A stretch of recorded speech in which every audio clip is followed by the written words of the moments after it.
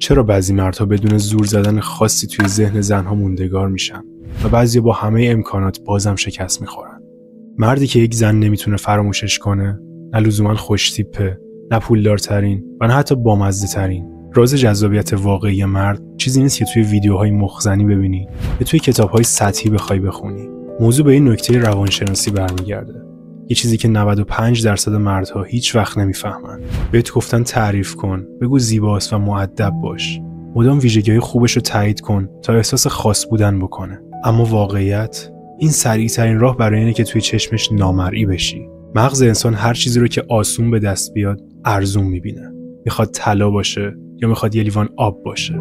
وقتی بدون هیچ تلاشی تایید میگیره، ارزش واقعی خودش رو از دست میده. تصور کن 2 مرد با یه زن آشنا میشن. یکی میگه واه، شغلت عالیه، تو فوق‌العاده‌ای. دومی میگه تو طراح گرافیکی، یعنی کل چالش کارت انتخاب بین چند تا رنگه.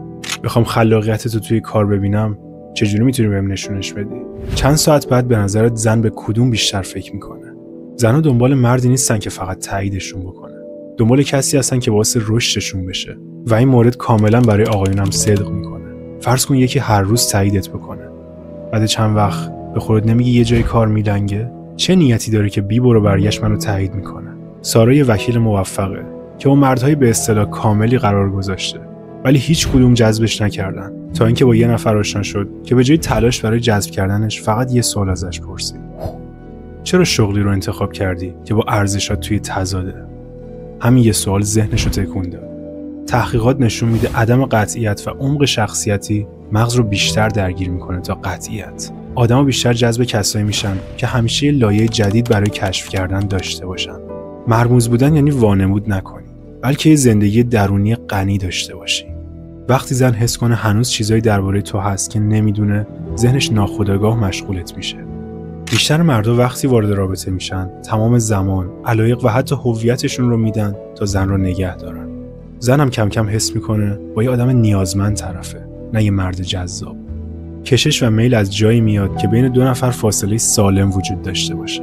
وقتی تو کل زندگی تو روی اون زن بنا میکنی، نه تنها تو رو خاص و دوست داشتنی نمیبینه، بلکه بعد از مدتی شدیداً قابل پیش بینی و خسته کننده میشی و حتی برای خودت هم آزاردهنده میشه. زنها شیفته مردی میشن که بدون اونها هم زندگی خوب و پرمعنایی داره. توی یک کلام بخوام بگم، اونها جذب قدرت میشن، همونطور که ما جذب زیبایی میشیم. راز مردی که تو ذهن یه زن جاودانه میشه اینه: به جای تایید بی‌پایان چالش ایجاد میکنه. به جای قابل پیش بینی بودن، یه دنیای مرموز و جالب از خودش نشون میده و به جای نیاز داشتن با استقلالش جذب میکنه. مردی که اینو بفهمه فقط زنها رو جذب نمیکنه، بلکه زن درست رو جذب میکنه. همینه که همه چیز رو تغییر میده.